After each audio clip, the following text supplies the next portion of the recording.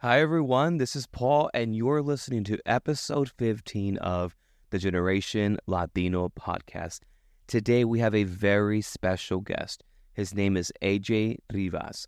I just know him as Alex. AJ is a social media influencer who has garnered millions of views all over social media. I mean, he has over 5.5 million views alone on TikTok.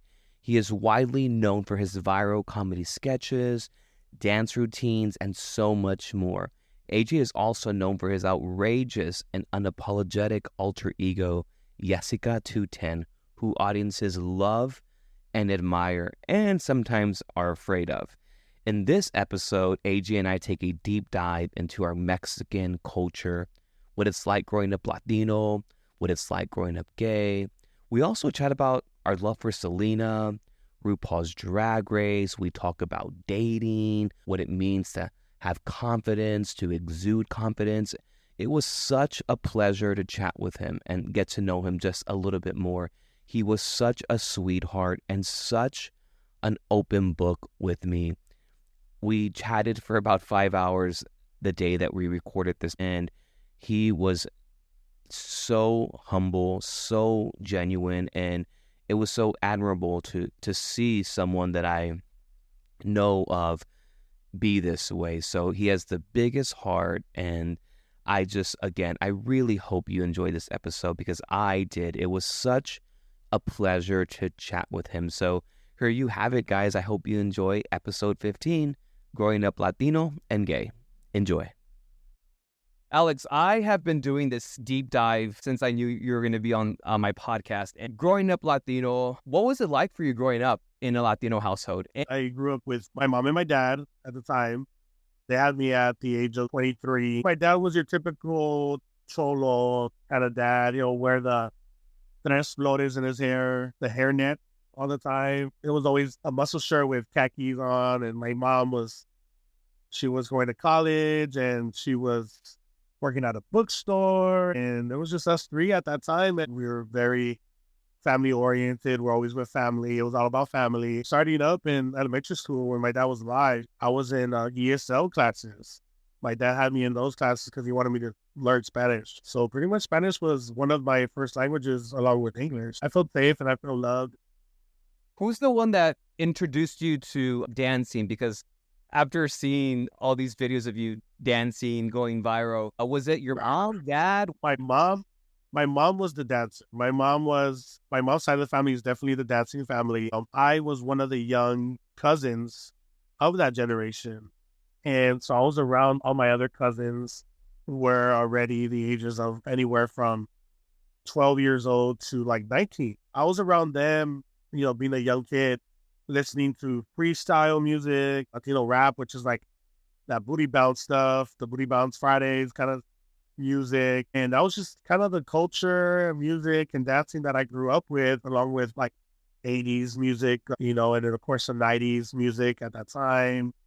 The Paula Abduls, the Janet Jacksons, Lisa, Cold Jam, that was the music that I was pretty much listening to, along with, of course, Tejano music. So I knew how to dance Tejano and cumbia and ruto. I would say the dancing part is more on my mom's side. My dad wasn't typically a dancer. He thought he was. And the last time he tried doing the worm was at my cousin's quince. We had to call the EMS. When he came down onto the floor, he hit his chin on the floor doing the worm.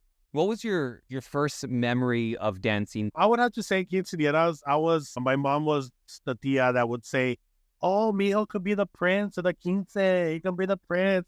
So there I am, a chubby little boy with a tuxedo, standing in all the quinces. I see that you have a huge passion for comedy.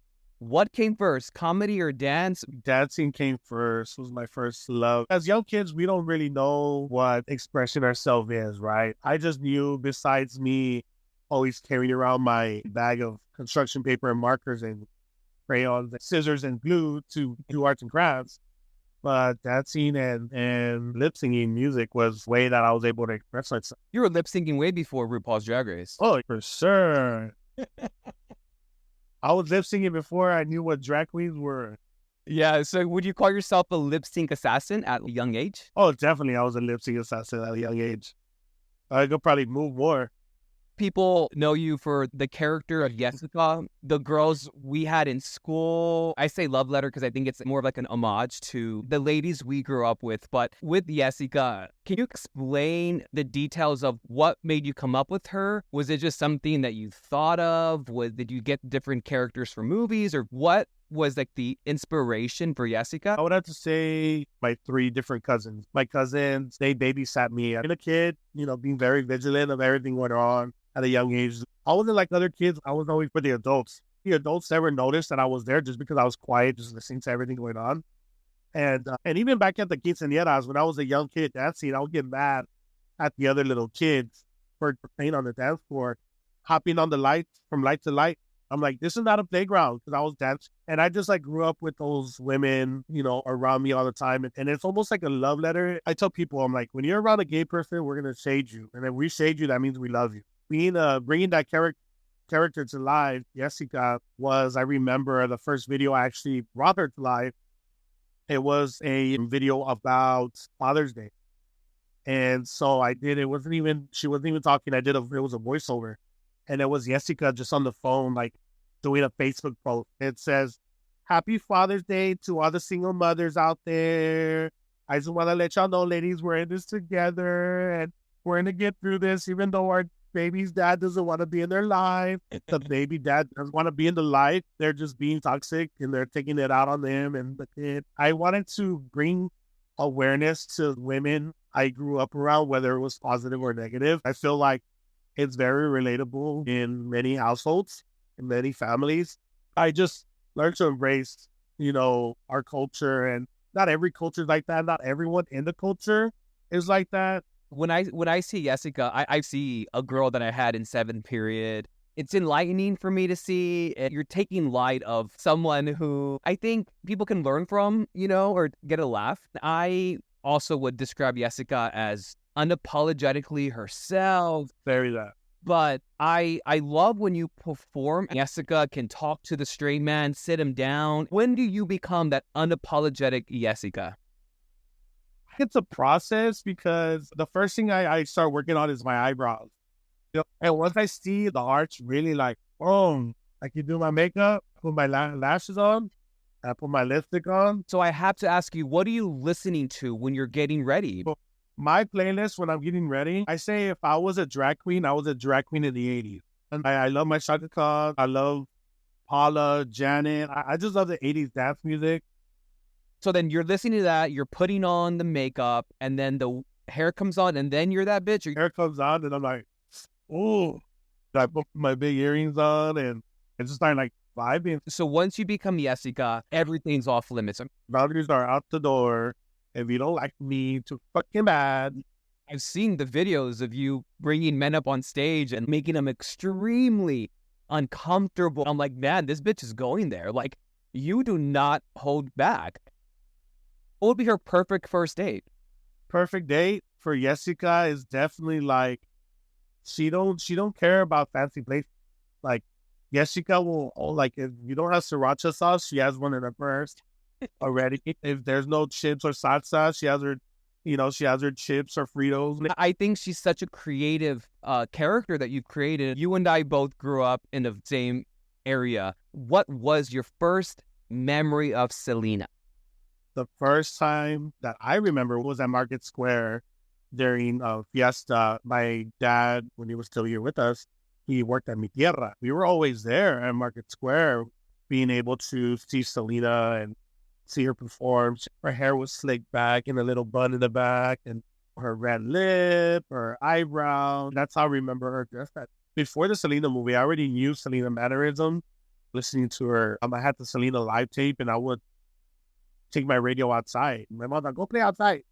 So I was like, okay. So I'll take my radio outside, and I'll put my Selena live tape on. And my house had a good sized porch. And across the street from my house was a softball field all the way in the back. And there was always parents parked right there with their kids playing baseball or whatever. So I would put on a show for them. I was still young enough, like, to remember her. Now, she was still alive when I had my birthday party. The last birthday party that my dad threw me, the doctor already had gave my dad like 6 months to live. And so my dad told my mom he wanted to make me a huge birthday party before he passed. So they had a moon bounce, DJ, clown, huge cake, the huge piñata from Mexico that was bigger than me. And I remember that night, my dad got on one knee. We're inside for some reason. And he goes, Mijo, the family's outside waiting for you. I gave the DJ your Selena live tape, and he's going to play Como la Flor.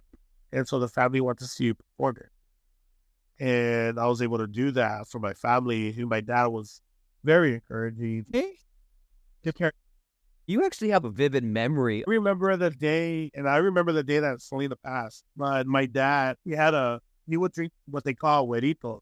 I think he drank Miller. And he would drink those in a brown bag. And I remember him just there on the couch crying. And we had those two record players with the radio with the two big like speakers and stuff. And I was, of course, dancing around because they were playing Selena all day. So I'm just there in the living room. My dad's watching me out singing. I knew Selena, something happened with Selena, but I was just in La La Land because they were playing nonstop Selena music. What's your favorite Selena song? I am going to have to be very selective because the one song that I love was a song that not a lot of people knew. The song was called Santa La Ranita. That song is almost like, if you hear it, it sounds almost like a little like nursery rhyme for like a kid. Like, so what is your favorite Selena song to perform? oh my God. The last concert, Como la Flor. I remember performing that song, not for the first time, but the first time along with the light track and the light band on stage with light. I go dressed up. I went in what I call the Selena brownish curly hair wig. Let me tell you, that place, like, I'm not saying I'm Selena. I'm not saying that. But let me tell you, when you're on stage, you feel the bass of a real drum, all the instruments, live instruments behind you, along with the track. And Selena's voice, like if she's live, I got emotional. Technically, that was my first performance in front of a mixture of different people. Why do you think she still is so significant to our culture? Why do you think she has such a hold on our culture?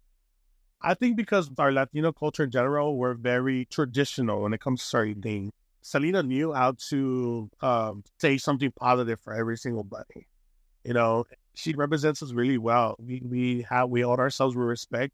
We hold ourselves with respect within our culture. Not only our culture, but our bloodline. She's just part of our DNA, specifically for Latinos like you and I. I know in your intro I mentioned, social media. Is it still something that you have to wrap your head around? Because even when I was reading it out loud as I was researching for this interview, I was like, is it still surreal to him? Is it still something that you got to tell yourself, like, shit, I have 5.5 million people liking my content? Like, how do you wrap your head around that? Still to this day, it's kind of surreal for me. I get a lot of like opportunities, and I'm just blessed for me to like work and be invited to the TikTok headquarters, New York, to work with a brand like Sephora. That was just like a pivotal moment. It seems like you've come to this place where you're able to be your authentic, true self. I saw your coming out video, and it was very inspiring. But when did you say, I am part of the LGBTQ plus community? I got a message that I got nominated for this award show that the LGBTQ community put together, which is called the Brit Cis Award. And it's pretty much like top of the year, bottom of the year, socialite of the year, real estate agent of the year, jock of the year. But they also had like socialite of the year, influencer of the year, local celebrity of the year, and icon of the year. Well, the first year I got nominated for 3 awards: for best moment of the year, which was Selena going viral, for local celebrity, and for icon. I had got nominated for those 3. I got the awards for celebrity of the year, and the Pride Center asked me to be on their float Pride Parade. So it was just like a very welcoming for me. But I'm blessed that I was able to have that opportunity with the community to win icon. It was the most like beautiful thing. My mom surprised me when she went to see my brother there with my mom, like at the award ceremony. It was just it was a beautiful experience. What does it mean to you to be a part of that community, being loved and liked and admired? Like, what does that mean to you as someone who's kind of navigated this newfound notoriety? What does that mean to you as a gay Latino? It means a lot for the fact to be Latino, and you said it good for be Latino, because I just feel like in even though we are in 2025, there's still a lot of small-minded men out there, machismo men, who still don't understand what we're about, what the LGBTQ is about, but the community is just so much more than gender. But when it becomes to talking about pride, it's about celebration of life, and celebration of life is celebrating everyone. I knew at a young age that I knew I was different. I didn't know what gay was. I just knew. What do you think that people see that is wrong about it? What do you think it is? You think it's just people being ignorant, small-minded, oblivious? Small-minded. I view people like they're just small-minded, and they probably just think, honestly, I think they really think, one, for their Christian views, it's against God. Mm-hmm. Then two is that they probably think they think we're mentally ill playing dress up. You know what I mean? They think that. And so for me, when I say that, because, and no disrespect to my trans sisters and brothers, but as for me, just performing in drag or whatever you want to call me, but when I put on my wig and my makeup, I'm playing dress up. Everyone, motherfucker, but guess what? I'm getting paid for this. I'm not doing it to get paid. I'm enjoying it. I'm loving it. But what does me paying for my gas, paying for my bills have to do with you? What does that have to do with it? Well, why is that normal? What is normal? Tell me what normal is. What's normal? Is anybody normal? So what is normal? What is professional? What is beautiful? What is ugly? What is it? You know? So what does me expressing my form of art? Because at a young age, you remember at the beginning of the interview, I said, as a kid, I carried around my construction paper, my glue, my crayons, my markers, and my scissors. Tell me what I made. Tell me what I did and I made out of that. I was also not only in love with Selena, not only with Whitney Houston, but the three women in my life the other one was Tina Turner. And you know what I made out of construction paper? I will get the construction paper. I made my own friend's dress, and then I will perform Proud Mary. You know what I mean? So what is that? What is that as a kid? You know what I mean? What? Are you going to be mad that my mom and my dad didn't make me put that away and play with cars, which I still play with cars, but the cars just really didn't interest me the whole time.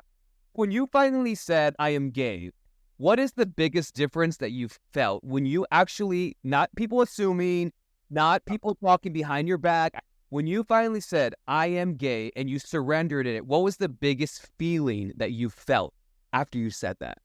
This sounds so funny, but I was like, I can't wait to bring my boyfriend or my future husband to my family barbecues. I can't wait to share this with him. I can't wait to do this with him. I can't wait to move in with him or move in with each other. That was just me being able to be myself. Did people respect the decision that you did that? We're both gay Latinos, but people just fucking talk and chatter all the time. You want to know? You want to know my answer? Yeah. It's gonna be very short and sweet. Go ahead. Fuck you, fuck you, fuck you, fuck you. Okay. I'm very that way. Like, I don't care. As long as my brother, my mom support me. If you don't, pues me vale. Like, nice knowing you.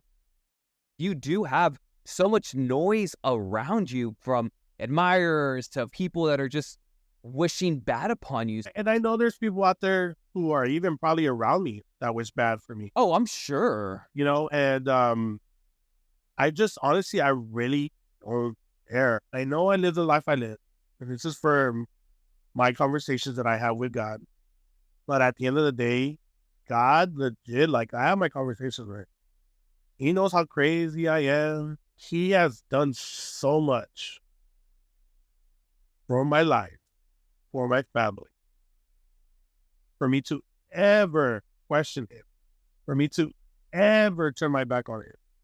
And that is my belief. Anything after that, God is protecting me. I remember seeing this girl, and I actually saw her at Bratz. I was there at a Selena night, and she told me, she goes, I just want to thank you. And she goes, the confidence that you show on social media helped me with my confidence to transitioning. And I'm like, no, like, I go, but I'm not trans, babe. And she goes, no. She goes, but your confidence that you show for media as Hispanic, as a big boy, as a person from San Antonio, from the West Side, like, you just helped me with the confidence I never knew I had. So you helped me pretty much in my transitioning from male to female. And the second time, I remember it really got me because we were actually meeting up my uncle and family. So I just saw this big family. There was a family of like maybe like 10 of them. Yeah. And they stopped me before I sat down with my family. The mom was like, "Oh my God, mijo, me and my family were such huge fans." And even that mijo, I saw her mijo. He kind of looked like a little AJ. And I'm like, I know why you're a fan. But I was just like, oh, thank you. I appreciate it. And she goes, can we get a picture? I go, yeah. I go, but let me go tell my family I go, let me order my drink and I'll come back. I'll come back. She goes, okay. I tell my family I go get my drink and then I'm like, let me go talk to her. They want to talk to her. So I go back and she goes, Mio, she goes, I want to tell you something. She goes, I want to let you know that me and my family, we've been following you for a long time. Since your first Selena video went viral. I'm like, oh, thank you. I appreciate it. And she goes, but I want you to also know you helped my family through a dark time. And she goes, and even Mijo, like she pointed at Mio and I'm like, yeah, that Mijo looked like me, right? Little AJ, right? Yeah, little AJ. And she goes, Mio loves you. And did you get a picture with him? I'm like, yeah, sure. She goes, but let me tell you why you helped our family. She goes, during COVID, she goes, I lost my mom to COVID. And she goes, that was very hard for us because it was unexpected for everybody. She goes, and then 3 months later, she goes, I lost my dad. Wow. With COVID. So my kids lost both their grandparents. A month later, she goes, I lost my daughter. And she goes, but it's your videos that continue to make my family laugh and smile. And you got us out a dark hole, So hearing things like that, Paul, is when I hear that, and when you ask people who made me be jealous, people who just talk negative about me, those words coming out of these people's mouths that tell me how I helped them, that is my way to telling those people who feel those way towards me, that is my F you, F you, F you. So when I say I don't care about what they think or try to do, I really don't, because I have true followers like the. When you're authentic, when you are living your best life, people for some reason who are not doing that for themselves seem to be hating people who do that. And I'm sure, and I want to mention this, I think it's a great thing, but I mean, Jennifer Lopez liked one of your videos. That is something to be fucking proud of. And some people may hate you on that, but for me, fuck yeah, man. Like, keep dancing, keep getting likes, and keep getting people to keep on inspiring them. But who inspires you? Strength-wise, to keep pushing, my mother. But in the comedy, when it comes to everything else, artistically, I like to say, of course, I love J-Lo's work ethic. I don't care what anybody says about her. And I enjoyed John Leguizamo. I found him first, of course, in Tuang Fu. I enjoy his stand-up. I enjoyed his characters he's able to put on stage as well. I also enjoy, comedians such as like George Lopez, Gabriel Iglesias. I just like to pretty much put a little bit of them, with a little bit of RuPaul. You know what I mean? Like, when I saw RuPaul, oh my God, I went to DragCon and RuPaul was DJing, and I was there. Like, the area I was at, I could see him preparing, like, hooking up his DJ system. And I was just like, oh my God. I go, Mom, look, there's RuPaul. I FaceTime my mom, there's RuPaul. And like, RuPaul, like, waved at me. And I was just like, I got on camera and everything. And of course, like, inspirations from different drag queens as well. Like my good friend, Selena S. Titties. And, I love her to death. And I just have so much people that I surround myself with that I don't know, they just all inspire me somehow. Like Chris Sapphire, we became good friends. If y'all don't know Chris Sapphire, Sapphire, you was in the first season of The Circle on Netflix. You know, we became really good, close friends. Be able to do this stuff, to have this platform, to be able to perform where I'm performing, to be able to be going to LA, to be able to go to New York, you know, work with other influencers, work with huge industries, being able to be a content creator, official content creator for the San Antonio Spurs for 3 seasons in a row. I've just been blessed. Like, it's hard for me to pick. You asked me one question that I gave you one, oh, Miss America paragraph. But it's just, I loved it. I take every person that comes my way that I haven't met yet, even like I take all of that. I'm just inspired by every overcomer. I see a lot of them as overcomers. I see them as chingonas, chingón. How do you navigate what's happening in your life right now, all the success, all of the notoriety, all of this? How do you navigate that? Do you feel like that's like your dad watching over you, his hands on your heart? I wanted the physical touch of my dad, right? But spiritually, I know he's legit looking after me. You know what I mean? And I know it's him making all this for me. And I know it's my other guardian angels who are protecting me from those people trying to harm me. My grandma always told me before she passed away, she goes, nothing's ever going to happen to you because I'm always praying for you, you know. And my grandma always blessed me before I left the house, you know. So it's a bunch of those moments that as an adult, I keep in my heart. And I feel like it's something that only a typical Latino family would understand, of like how much all that meant to me as a kid. And I'm sorry that there's some people out there that didn't have that reality like I did. You know, I'm sorry. Let's talk about that, being a gay minority, you know, because a lot of people are like, okay, we always say it, but what really is a gay minority? You know, like the way I'm explaining it is like, we don't have like the luxury for, you know, our, in a typical, you know, rich family, it's like the father and mother are avoiding that their son or daughter is gay. So it's like, here, go get a car, or let me get you a car. Like, you know, kind of like paying it off, like paying them away from them. So they don't deal with the reality of things. And us Latinos, we need to deal with that. And sometimes we have no choice. But I feel like with doors that I'm opening in my own family are opening those doors to my family. With my mom, sometimes she'll ask questions not knowing, like she really doesn't know. And sometimes I expect her to. I'm like, Paul, chill. Like, she's not going to know everything that you know, being a part of the community. But I'm like, you just can't throw lingo around. Like, look at my mom. My mom's lesbian now. You know, my mom's gay. You know, and she's been with her partner for the past 22, 23 years already. Mom doesn't know the lingo. You know, my mom's not in the bars like she used to be when she first, you know, came out. I want to ask you some rapid questions, okay? So 3 words that describe you. 3 words. Dang, you got me there. Oh, for me, I would say determined, caring. Well, let me change caring. Okay. It's going to be 2 words. Okay. I don't know how to explain it. Tough love. Ooh. Tough love. Very that. So, and then I would have to say, oh my God, motivated. Motivated. Okay. All right. So, in no particular order, your top 3 from RuPaul's Drag Race. No particular order. You could just top 3 though. Okay, top 3 for sure. STD. Okay. And I would have to say It's a tough question. Trixie. It's a back and forth. It's a little tough. Alyssa Edwards and Monet Change. I would have to say Alyssa. Okay, so now that you are out, you've been out for a couple years, like officially out, what does dating look like for AJ as a full-blown, successful, out man? I mean, I'm dating right now. I've actually noticed a lot of the guys that I'm into, or not so much I'm into, but like that we just mutually attract, are introverted, which is crazy because I'm so extroverted.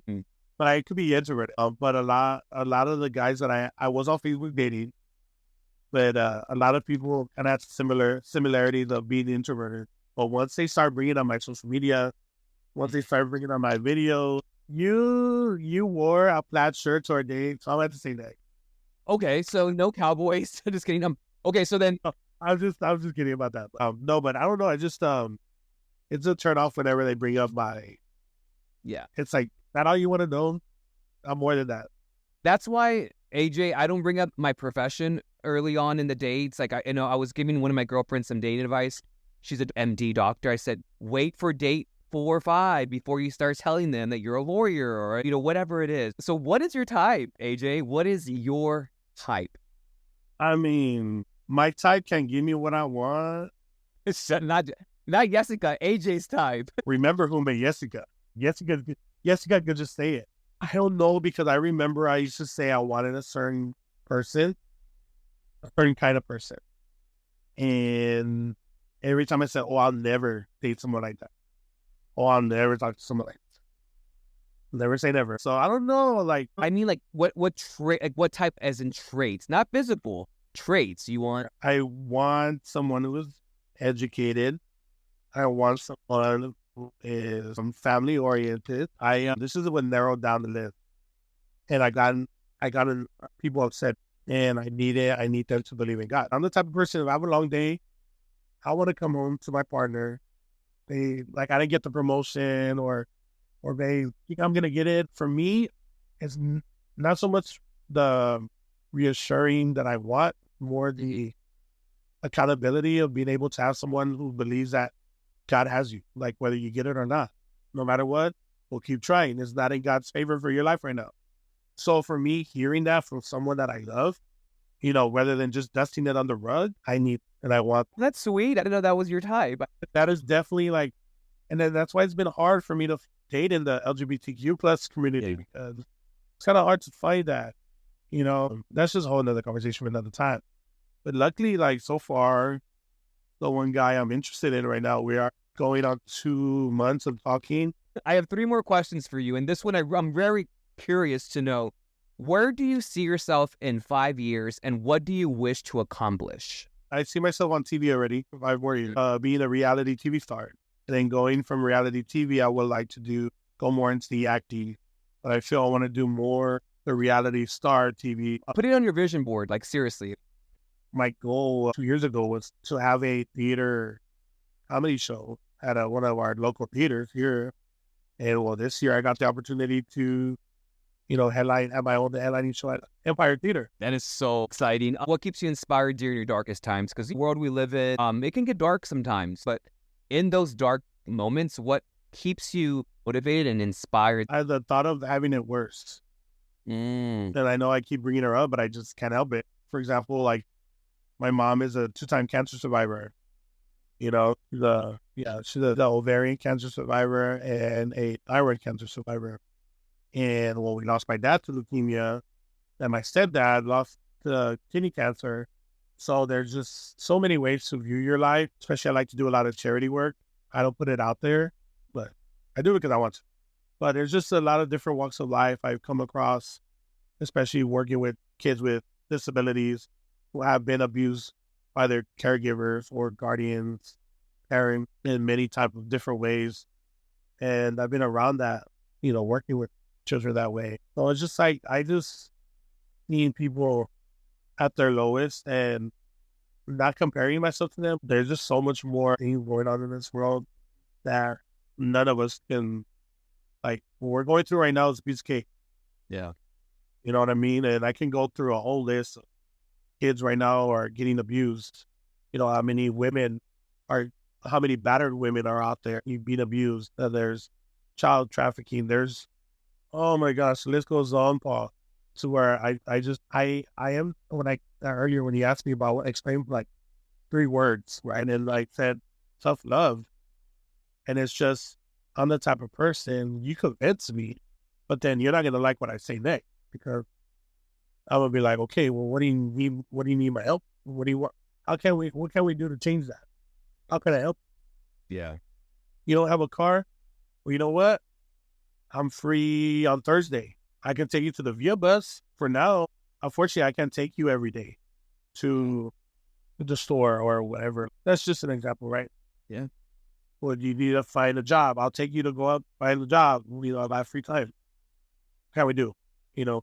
I make it sound so easy, but in my head, that's just what my thought process is. To where like, okay, I'll let you cry for a little bit. You know what I mean? There's just sometimes that could honestly be too harsh. That's how I show my love. The thing is, I just hope that you can do the same thing for me when I'm in my little bitch era. You know what I mean? Like, okay, hey, AJ, get the fuck up, stop being a bitch. Oh, good go. Yeah. Because I just feel things happen for a reason. God, there's a reason why you were late to work. There was a reason why you were late to pick up your coffee. There was a reason why you didn't go to work. There's just so many different reasons that God was keeping you away. You just got to thank God. My last question for you. What would you tell someone who is having a difficult time finding the confidence to be themselves? Definitely tell them that the first thing you got to do is express what you don't like. What don't you like? Tell me what you don't like. I don't like my double chin. I don't like my flabby arms. I don't like my love handle, whatever. Hey, what don't you love about it? What's just that makes me look a certain way? Remembering that you need to be unapologetic at no cost of your life. You got to think of life as, I'm going to go to the grocery store today. I ain't going to see nobody again. So if they see me looking busted, I don't give a rat's at. You know what I mean? Yeah. But that's just how I see my life. And it's kind of hard to explain to someone who's not as confident about how I view life. Yeah. But I think what has helped in personal life was me showing things on TikTok. I think that's what I tell people is that you need to just be you. And it's sometimes it's so easy to say that, but I really mean it. Be you. You need to be you. And I know there's that saying, you got to be the best version of you. Again, what is the best mean? What is best? You know what I mean? There's no such thing as best. There's no such thing as professional attire. There's no such thing as, you're supposed to look this way. There's no such thing as you're fake, or you're not you, or you know what I mean? Like, what is normal? Ain't nobody normal. You know what I mean? I don't care how handsome you look in a tucked in flannel, a tucked in short sleeve shirt buttoned up with khakis and nice lesbian Doc Martens. I don't care how you look nice, you smell good. I look at it, like, even when I'm performing, I just view everybody naked. And I'm like, oh my God, I'm so blessed to look the way I look compared to all of y'all. People struggle so much with confidence, and it causes this snowball of depression and anxiety, and it causes people to want to take their own lives. It's very hard because I've dealt with a few friends who were in that state of mind, and I've tried so hard, to explain to them, like, you know how cute you are? Selena, or What's Love Got to Do with It? No, you can't do that. Those are the two best biopics of all time. But I didn't know you were a Tina Turner fan, because I'm a Tina fan. But What Love Got to Do with It is a movie like no other. You're stuck on an island. You can either watch Selena or What Love Got to Do with It. Oh, I was already brewing that question when you said you like Tina Turner. I was like, oh my God. Okay, so I'm listening. That is a very tough question. Okay, so In Castaway, Tom Hanks, you have Wilson. I love Miss Tina Turner. All right, now. Angela Bassett, though. Come on. But Selena movie is a little bit, if I'm going out in Castaway, Selena's movie is a little bit more Lighthearted? Yeah, it's a little bit more. Okay, I do have a chance of getting out of here. There's only like, 2-3 argument scenes in that whole movie. No, hombre, I'm going to be watching What's Love Got to Do with It. Like, but you know what I think? You watch What's Love, and that Tina's going to give you that strength to find a way. That's a good way to put it. You choose Selena? I'm going to say, What's Love Got to Do with It? But I want to say why. So like, it would inspire your ass to build a raft and get out. And it's a longer movie.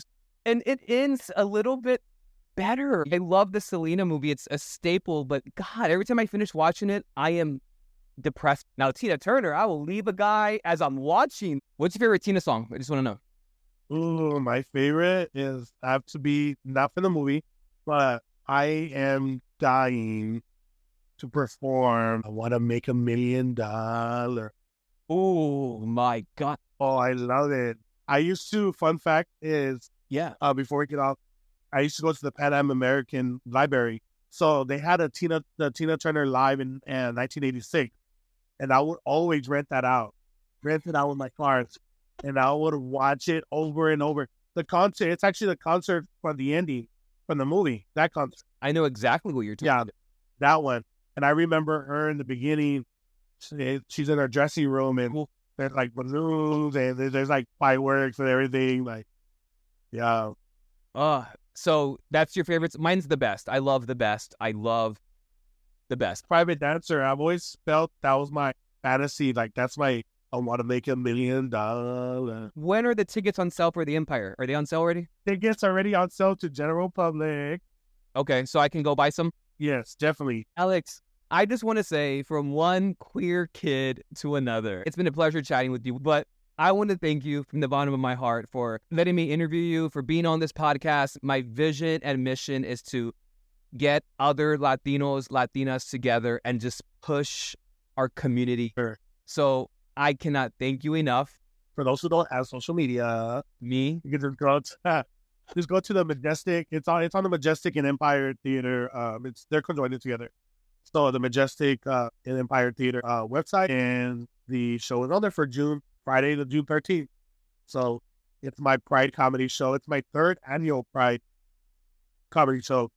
The past two I've been sold out. I had a upstage comedy though, which is a smaller comedy lab. But I wanted this time around, I wanted two hosts instead of one. So I'm sure no one's ever been to a comedy show with two hosts. So it's gonna be very different. So y'all come. I got Lindsay Andrews, who is a local drag performer. She's also a trans woman, and she's always naked when she's performing. So my abuelita, my tia Tencha la Jefa, the oldest drag queen in San Antonio. I'm just kidding. I like to mess with her like that. I love to mess with her like that. But Tencha la Jefa, she's real legendary here in San Antonio as well. And then also, along with me doing comedy is my open and my feature, which is Jose Juan, who's also another social media influencer. And coming from Chicago is Nana Rodriguez. She's an actual stand-up comedian.